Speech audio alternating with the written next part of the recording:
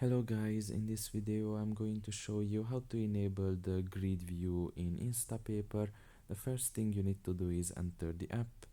Once you are done with that and you are in the home page, you can just look in the top of your right corner and press on the three dots there. Now you can just press on settings, and after that you can just press on grid view, and you will be able to enable the grid view now, and you can just use this function if you want to. This is how it's going to look, the grid view.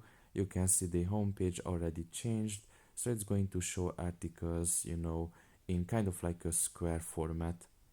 So that's pretty much it really. I hope this video was helpful to you. Thank you for listening and see you next time. Bye bye.